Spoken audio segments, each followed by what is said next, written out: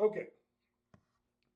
So what I said was, if I break my rules, period, I didn't put whether or not I gained money or lost money, which means if I break my rules and yet I make money, what do I consider that? A bad trade. It's a bad trade. And that's tough sometimes for people to understand. When I coached, both of my kids were high level soccer players. My son is going into his senior year in college. It's the end of it all. We would put out cones to mark the angle, and that angle represented a point where if you shot the ball past that angle, my son included, I didn't care. I was indiscriminate. If you shot the ball past that angle instead of trying to square it and cross it in front of the goal for somebody else to have a better chance, I would pull you out of the game. That was the policy. No exceptions, right? At least a half a dozen times. A parent would come up. Why'd you pull Johnny out? He scored a goal. I said it was a terrible shot. What do you mean it was a terrible shot? He scored a goal. It's hard to get sometimes, right? Because it's like it's not about the outcome. Yeah, there was a bad goalie, and he got lucky on a bad goalie, so we got an extra goal on a game we won 7-0. That's not helpful. That's not helping us get better. That's making us worse, right? Same thing in trading. So it's like, hey, it's not about the objective, the outcome. It's about number one, did you follow your rules? After that, once I followed my rules, there's only good, great, and amazing. If I followed my rules and I have a loss, that's a good trade. That means I didn't lose more than I was willing to. It's a good trade. If I follow my rules and I make money, great trade. If I follow my rules and I get to my targets, right? Hit my targets, boom, take them, amazing trade. That's it. That's a process focused assessment. I don't care about the outcome. First and foremost, to characterize a trade, did you follow your rules? That's it. The only way it can be good, great, or amazing is if you followed your rules. I don't care if you made money. We'll get to that later. Right? Did you follow your rules? Okay. Well, I'm a little disappointed we don't have our regulars here, but let's jump in. Welcome to the Market Watch Group, weekly market wrap. Officially, here's our disclaimers. Don't forget, as always, we are not brokers. We are not advisors. We don't give advice. We don't give guidance. Make sure you follow your own plan. Today's agenda. All right, so let's look at what today's market brought us. How are we assessing that? How does that play into our market posture? So we'll revisit our posture and give it a little bit of a preview. Do we think it's going to stay the same, get better, get worse? And what does that mean as we think about trades that we're going to carry over the weekend? I find that to be one of the most helpful things.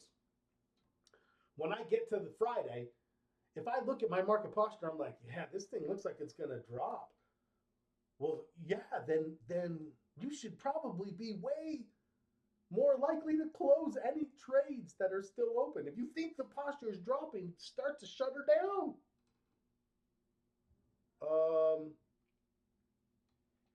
So, first and foremost, if my posture looks like it's going to increase, that's going to give me increased confidence to be like, hey, you know what? I'm going to carry these trades. I'll just tighten my stops and let's go. Let's carry it. Things are working for me. Right? So I think that knowing how our posture is likely to move is helpful to inform decisions we make about what trades we carry over the weekend. It always boils down to two words. Now what? Every process, every rule, every routine should help lead you to that now what? Meaning, it's not, we don't think, oh, I'm a 5, I'm bullish. So what? Now what? Does that mean you take a trade every day? 4 trades a day? 1 trade a day? How many? No, that's just my market posture. My market posture is going to inform what kinds of trades and where and how long they last and how many and all that. My trading posture is my now what. So that's what we talk about in our day to day. What's our trading posture? So our first thought process there is, am I at or closer to support or at or closer to resistance? That's going to be useful, and we'll talk about it. And that's going to help us for what are we doing with any trades we're carrying over. What are we looking for next week? So we got basically what we were looking for from the Fed. It wasn't better, but it wasn't worse. So we got as expected. Okay, we'll see if that carries us. We'll look at the Fed expectations. We'll go through our watch list, and then remember this week we're wrapping up part 1 of record keeping, which is keep records. Part 2 of record keeping is, now that you have records, analyze them, and that's where the trade logs do most of the work. I got a new copy sent to me. If you haven't noticed, I'll walk you through it. But if you haven't noticed, we have 2 fully fleshed out sections. Channels. They're text channels, but you can't actually text. They're just, one of them is called MWG resources. That is where we have all the links that are used. That if anything you see me click on a link and be like, let's go look at sector rotation, boom, the link's in there. Let's go run a search, the link is in there. Let's go look at, the link is in there. And then we have our downloads, and that's where you can download a blank copy of the spreadsheets, a blank copy of your trading plan. So every resource that's ever been available to you is now available directly inside of Discord. All right, let's jump in there and let's do some work. I just can't. I'm so tired. The pictures are too much.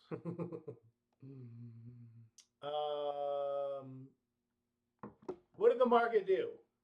It started up a little bit, it dropped, and then it recovered. So we're seeing a little bit of a, maybe like a doji type pattern. The Dow is actually up quite a bit, which we'll talk about. Up 0.78. NASDAQ is stayed low at 0.87 down. Russell is flat, so very mixed. S&P and Russell flat, bullish Dow, bearish NASDAQ. Oil down 1%. NASDAQ, S&P falls as stocks set for down week. New inflation reading won't shake Fed's posture, which is that they're looking for it.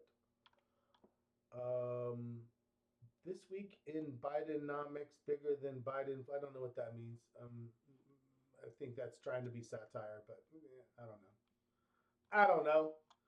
Mortgage rates top 7% again. So it's interesting how the housing market is actually starting to price in stubbornness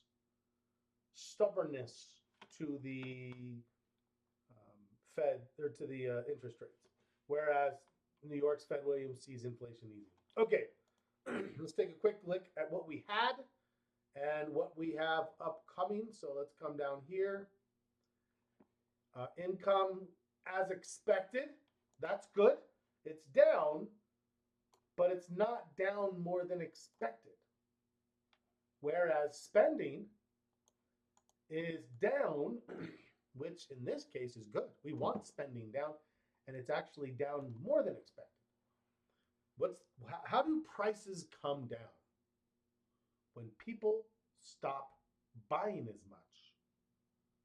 Spending has to come down for prices to come down. It's a simple equation. So this is positive. PCE, as expected, 0.3, 2.7, 0.2, 2.8. Everything came in as expected. And this is their favorite.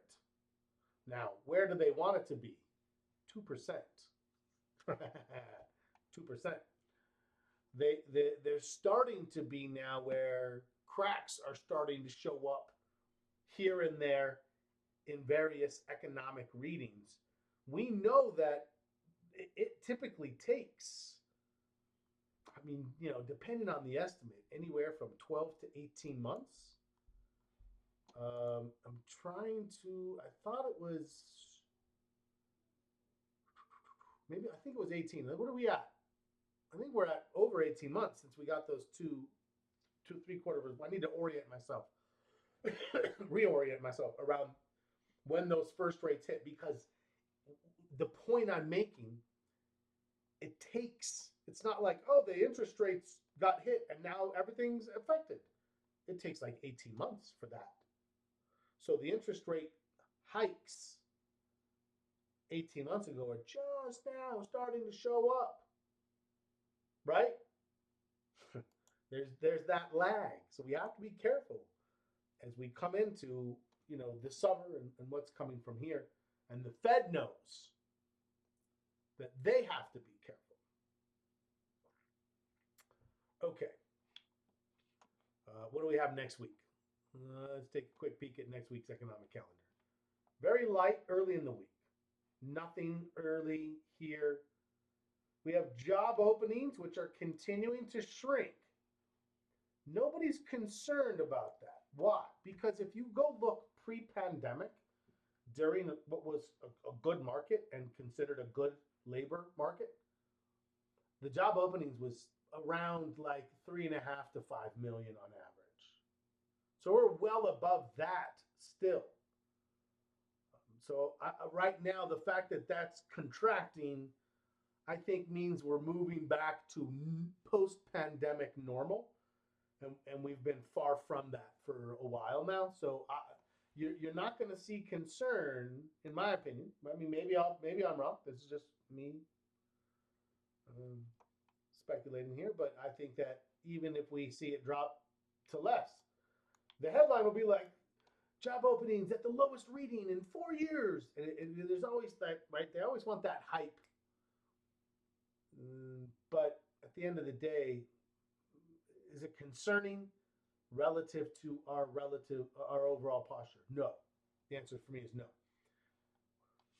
But we do know job openings means we're at the first week of a month. The first week of a month means labor market information. So Tuesday is job openings. Wednesday is private. That's ADP. Expected to come in down a little bit, but still in growth. Anything above 150 for either of these. I would actually say ADP is more like 120. But anything above 120 to 150, we're considering that still an expanding labor market. Everything's fine. And as long as the labor market stays good, we're going to think the market has every reason to stay bullish. Great. That's what we're seeing here. 179. So is there going to be an emphasis that we drop 13,000? Maybe, but I'm not worried about that at all.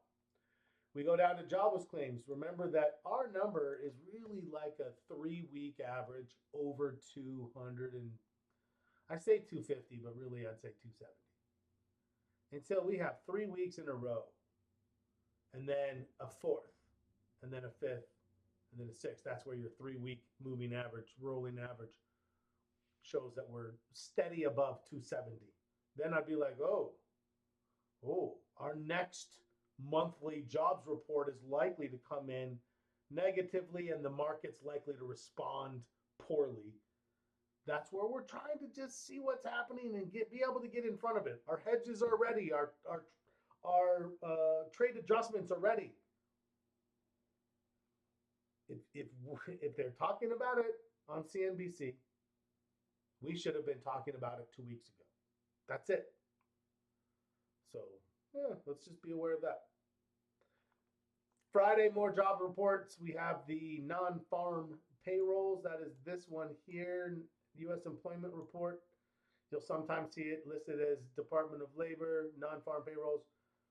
Expected to stay pretty steady at above 175. Same thing, still bullish. Okay. Here's how today looked. A very interesting day. Let me make sure this is fully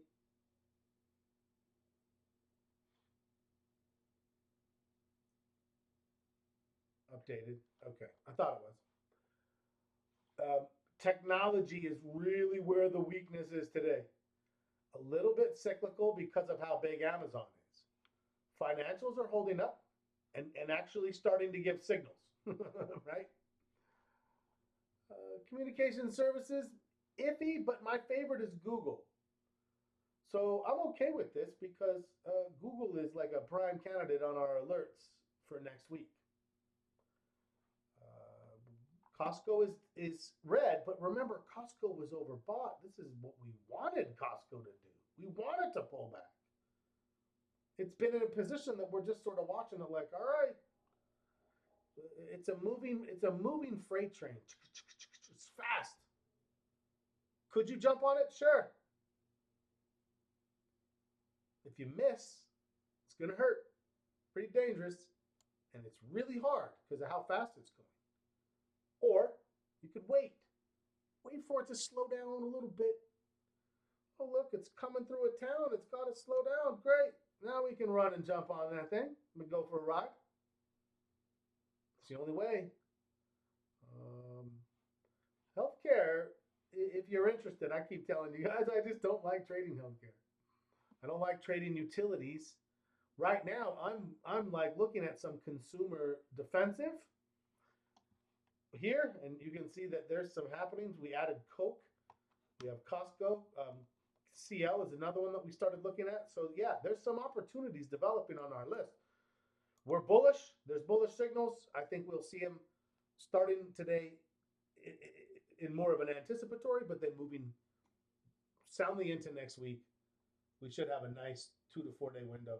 Yeah, opportunities right on the horizon. Love it. Love it. Patience has paid off. A quick look at the Fed, and then we're going to jump in, look at today's market, look at the VIX, and then go through the watch list. What are the probabilities? So our next meeting is less than 3 weeks now. 2 weeks. So we're down to 11 days. June 12th. Then another one in July. What is the expectation in July? Was that 7 to 1? So it's gotten a little better. A little better. You can see 88 to 86 to 85. So it's, and this is the highest been in a while. It's still down from a month ago. I don't think there's any expectation of a cut in July. That's like the hopers, the dreamers. September, even money. Even money, but still slightly in favor of staying the same. It's not until November, and it's not by very much, that we have favorability for a rate cut. I'm still in the camp that we get at least one cut this year, but I think 2 is questionable. Give me your thoughts.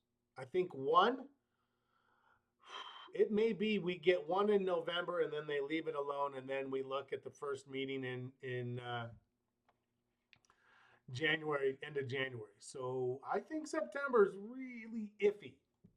Really iffy. I would say with this model at 50-50, I would put the actual probability at a fraction of that. 75-25, 3 to 1 against. Press has been a little bit in that other camp. Here's the thing for me. Yeah, I've always said that the Fed has to follow the numbers, no matter what. The hard thing is this: they know that the numbers they're looking for right now, and that's that inflation is continuing to come down, that it's not stuck.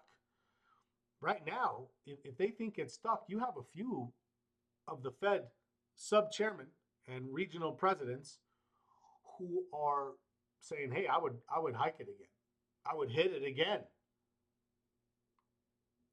I don't think they're going to do that, but I do think they're going to wait longer. But the problem is that, like we just said, right now, that's the number is only focused on the inflationary data. But now, 18 months into the start of the hike cycle, over the next 6 months is when we're really likely to see the impact and effects of those hikes now playing out in the economy and subsequently into the stock market. So the Fed knows that also. And they cannot risk, in an attempt to get inflation to ideal levels, they cannot risk stalling, meaning putting us into an inflation if they can at all avoid it. It's a balancing act. I mean, this is the largest economic entity in civilization, right? This is it. We are the biggest. It's the biggest it's ever been. That's a hell of a job, right? To try to balance and get that thing churning when it's getting slow. Think about it in terms of an engine, right? You got to choke it. You got to choke it at first. Get it warming up. And as it starts to warm up, now it's gonna die if you keep. Now you got to open it up and get some gas in there, and then, right? And that's kind of what we're thinking about here with the Fed, and so that's a lot. Okay, let's hit the watch list. Starting with the SPY. Oh, now look at this.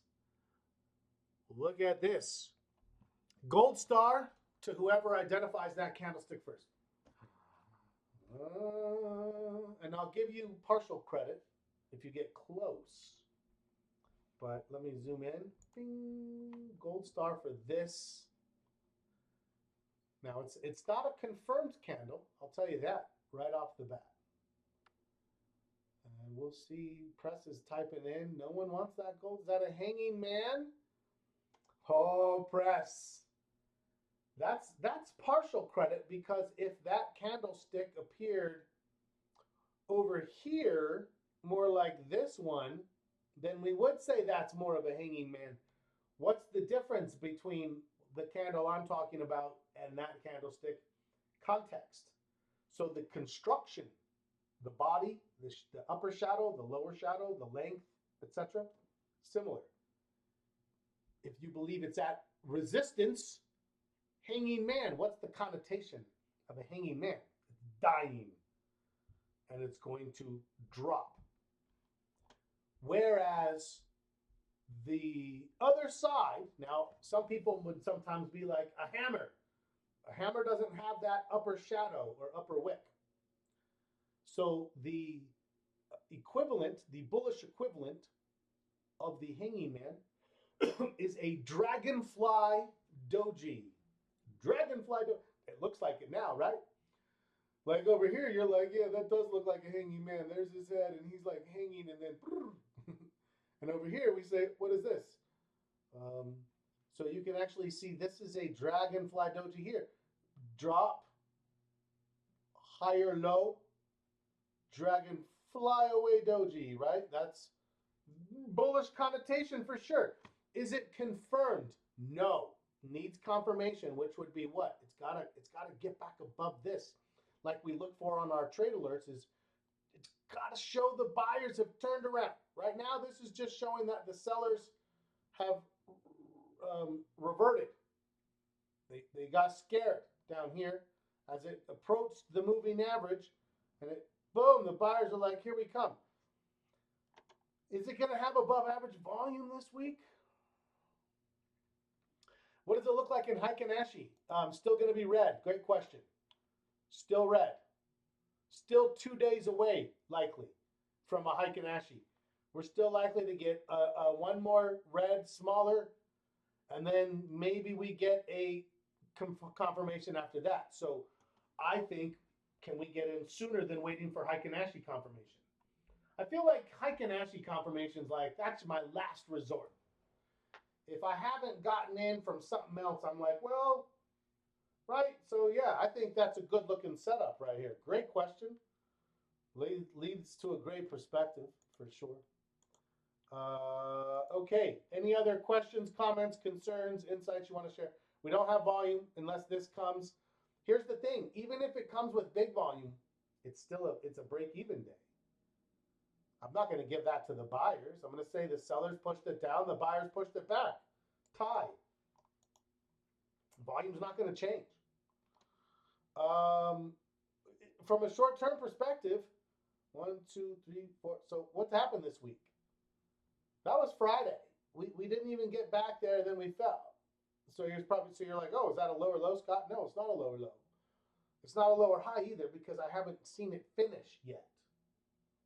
How do I know something reached its highest point when it starts coming back down? How do I know if it's reached its lowest point when it starts going back up? It hasn't yet. So we're kind of, that's why I'm saying any trades that we put on, maybe we have some signals that are confirming early. In fact, likely we do, actually. Likely we do. Okay, real quick, let's look at the VIX and then let's get into our watch list. I'm excited. What do you guys think? I don't feel the enthusiasm. Higher high though. We broke out on the VIX and had a higher high. And we're pulling back now. So I'm actually going to drop this by 1/4 of a point. Looking at my score, I would say that sector rotation, I would say there's a good chance. I would say these two could both go up and this could go down. So we probably could, nope, I don't want to do that at all. I would say we're either going to stay at 5 or go to 5 1/4. That's my guess. Anyone want to put their guess out there? Stay at 5, go 5 1/4. Which means what? Stay bullish, get a little bit more bullish. How do we assess a 5? Well, I'll tell you, back when we were a 2 and a 3, we were like, I can't wait to be a 5. Having just tasted 6s and 7s where you're like, woo, I love 6s and 7s. Everything's bullish, a lot of good stocks, a lot of good sectors, everything's going up. Yeah, that's a fun market to trade. That's our best market. Everybody's a genius in a bull market.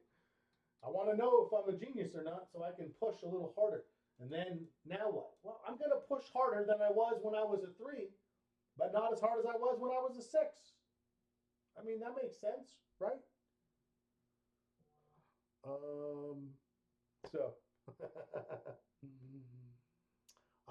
Steven says he doesn't think sector rotation is going to go up. Love it. Okay, I love that you were looking at it. Great discussion. Okay, so let's get into that watch list. VIX is interesting though. I mean, here's the deal. It spiked a little. Where are we? We're sub 15. Anytime we're sub 15, you know I'm not that concerned. If we break 15, that's a different story. What are we setting up for, though?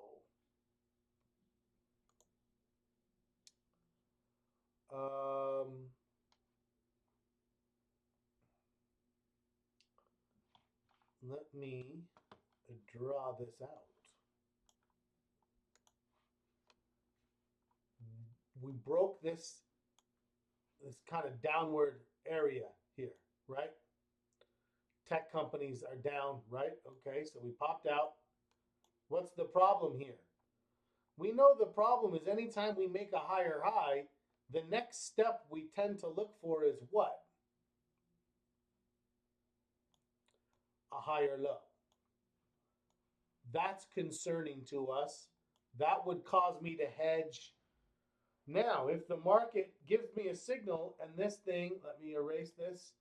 If this comes all the way back down, no harm, no foul. And in fact, if it comes down and then does this, that becomes a great follow-up trade. So I can make some money here in this move and then try to make some money here in this move and say, hey, maybe this thing catches a nice little bullish swing up. I'm open to it. My posture says that's certainly something that I should consider viable. Too many defensive sectors. Okay. Staples definitely looks strong. Utilities definitely look strong. Consumer discretionary definitely does not. So I hear what you're saying, Stephen. All right, let's get to the watch list. Let's just see how everything looks. Apple. I mean, if you're in this trade, it's valid to stay in this trade. Right through here, it gave us an opportunity to pull the trigger as it turned. And it's moved up a little. It's starting to hit this resistance. You got to give it a chance to get through that. You got it. So it's probably up a little bit and just like, do you carry it through the weekend? Look at your stochastics. I feel like you have to if you're in it. ACB, still waiting. Still holding at the 50. Still waiting to see if it gives a turn. This is a little iffy. It had one swing up Right when they're like, we're declassifying marijuana. And everyone's like, what? I think that was here. Maybe it was all the way back here when it first like reversed. Um, I mean, I think it does have a good chance to at least pop back up to this level, but iffy. AIG gave a signal yesterday. If you're in it, I would understand, and I would say, yeah, you're kind of still in. AMD sideways. There's better chip stocks. TSM, Nvidia, if it's not too expensive for you. Amazon is breaking down. That's consumer discretionary, showing additional weakness. Concerning, especially from a sector rotation standpoint. AXP looks great. That's an early valid entry signal. I think we're going to see a signal coming in from financials. I think it was important to get the inflationary data, see how the market responded to it, but we're starting to see strength again in financials. You could make an argument for Boeing. I'm not going to, but you could make it.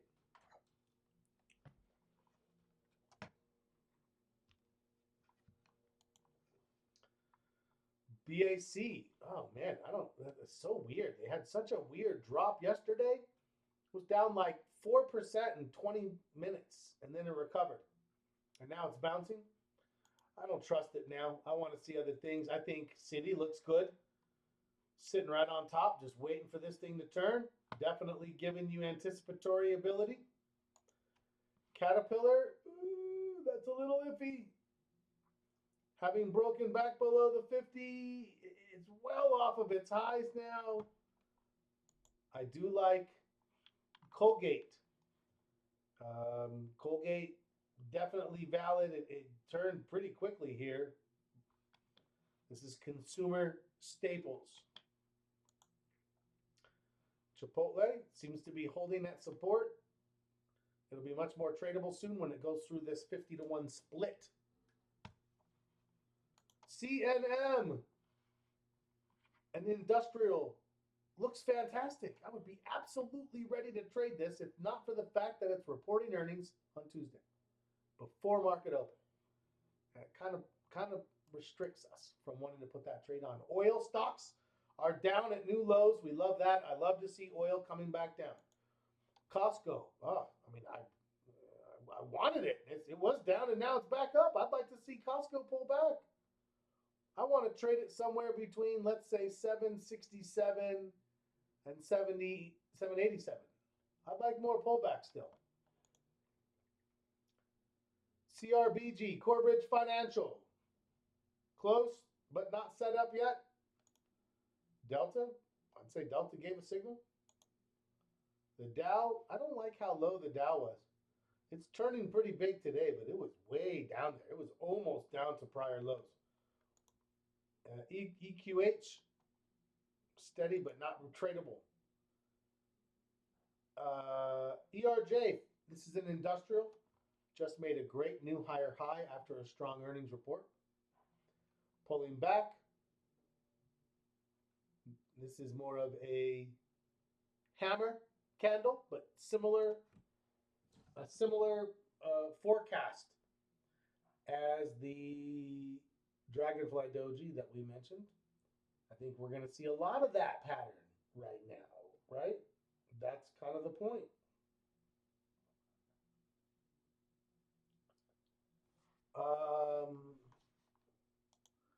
FCX, this is copper materials. It's kind of in a consolidation.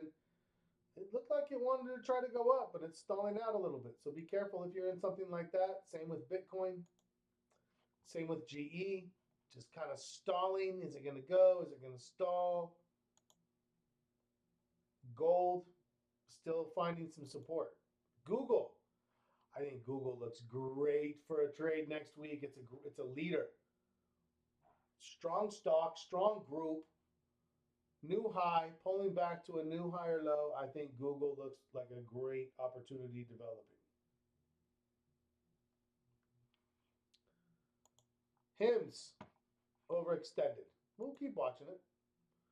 IWM, small caps have showed some resilience. And we'll see if they continue I don't think I'm going to trade. I want to watch it. I think we have enough good stuff to trade where I'm more convinced. So for now, you know, I'm just gonna watch. Let's keep going here.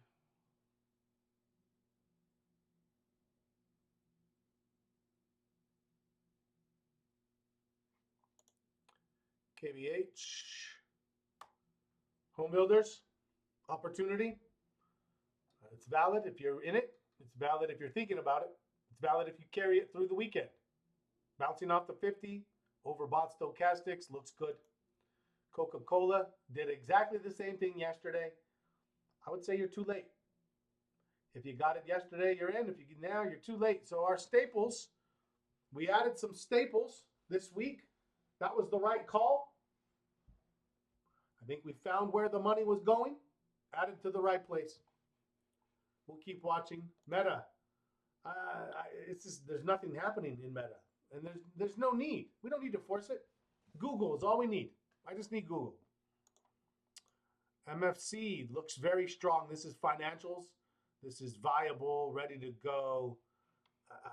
You have, I think, a good window. You could start trading financials. You could be a little more patient if you wanted to wait for the weekend. Really very discretionary on how you would handle that. MMM, what do we say? Consumer staples, that's what we have here. No, this is really more industrials. Anyways, this is a new one that we added. You can see it was a great addition. Found it, turned, I would say still valid. First Heiken Ashi is last day. So actually you could maybe still try to catch it, especially if it opens lower on Monday. Opens lower, catch it with a tight stop and see if you can't. A lot of times you can catch that where it opens down and then runs the rest of the day and you're like, that was it. That was your last chance to catch something here. So we want to be ready. We'll talk about that on Sunday and we'll talk about it on Monday as like, hey, what would get us into some trades on Monday if we start to see that momentum coming in? All we got to do is have a plan. Morgan Stanley. Love Morgan Stanley. Right there, just ready to go. Take it. Be a little patient. It's up to you. Looks good. Microsoft setting up. Plenty of time. I don't need to rush.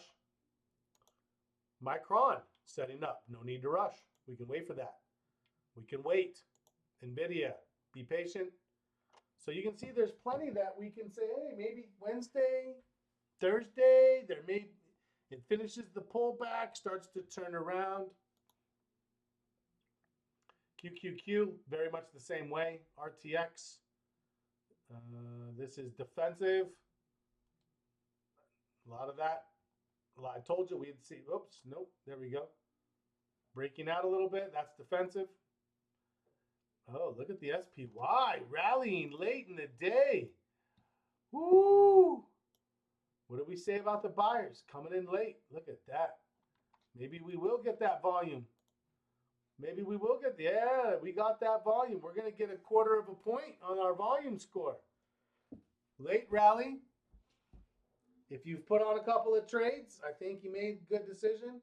But I do think we'll still have a window on Monday. So if you didn't put trades on, you've got to really think how many, where, what kind of entry parameters do I want to set up?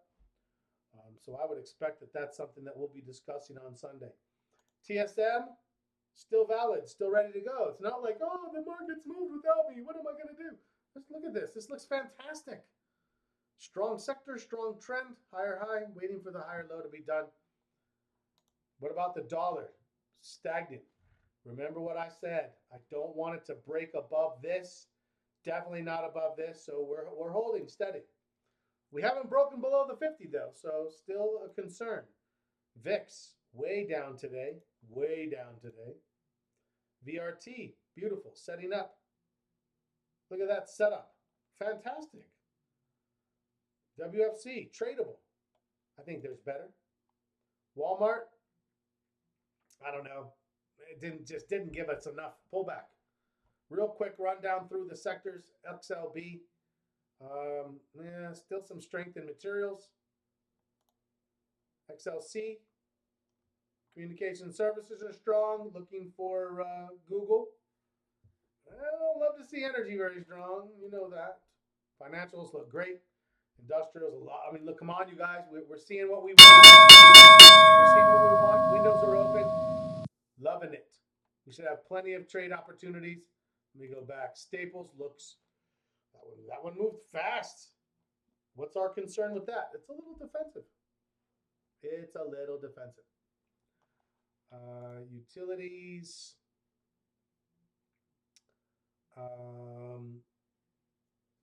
And healthcare. Yeah, look, there's money flowing in. Anyone who's like, oh, I don't know. Look, I get it. I had my doubts. They've been alleviated for now. If new doubts show up, we'll address them when they come. That's my story, and I'm sticking to it.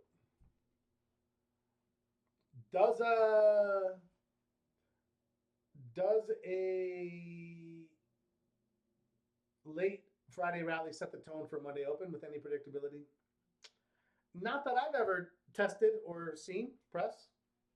If you look into it, let us know. Staples defensive. Well, I mean, yeah, Staples. That's the hard thing, right? It doesn't work in a vacuum. So right now there is money flowing into Staples and utilities, but there's also money flowing into financials and technology. So that's why our sector rotation score has been actually a minus 0.25, right? We're actually slightly negative when that was one of our stronger things because we're like, hey, the money flow, it's not informing much, but what information it's giving is slightly negative. That's essentially how I'm reading that right there. Where's the bullishness? The bullishness is in the trends. And that's the most important place for it to be. The long-term trend is intact. The short-term trend is intact. Price is moving. And when we look at the VIX, what's going on there? There's no fear. Well, if those are the scenarios, what's the market likely to do? Go up. What's it done? Go up. So, I mean, there you go.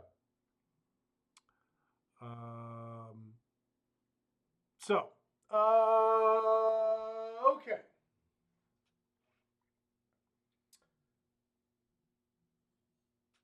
Questions, comments, concerns? What are we working on? We're working on uh,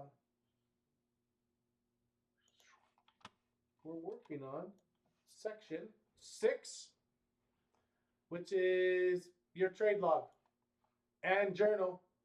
That's what Glenn talked about yesterday. Remember that if you're looking for anything, resources. What do we have in here? The content library, all kinds of videos for you to go enjoy. Our YouTube channel. So if you want to subscribe and like and get notifications when things get posted, I always post it there first. So whenever we post new things, that's where it goes. If you want to download the spreadsheet for major market or if you want the links for major market, sector rotation, run a search, economic calendar, right? That's all there. Those are all the links that we look at for various analyses that we conduct. Here are the downloads. What do we have here? Trading plan outline. You need a copy? Download it here. Market posture log. You need a blank copy? Get it here. Trading log, get it here. Option log. So everything that is available to you for you to maximize what you're doing here with us is available for you to find and access via Discord. That way, hopefully, you just sort of keep it around. And then all of a sudden, you'll get notifications where it's like, hey, Nuggets MD is popped on. And you're like, what? I'm going to go see if he's... And you can chat with other traders, and it's going to be a magnificent community experience. You'll be glad that you are a part of it. Okay, any questions? That is it. I'm a little bit over, so I appreciate the extra 4 minutes. But for our schedule, Sunday, as usual, we will be meeting 11 a.m. Eastern, and then we will move into the rest of the week. I'm expecting trade windows to open. We've been waiting for these windows patiently over the last week or two. I'm expecting to get alerts coming our way, at least a couple, maybe even more this week. So let's be ready. It's good to see you guys. I hope you have a great rest of your day. I hope you have a great weekend. I'll see you Sunday. And as always, happy trading.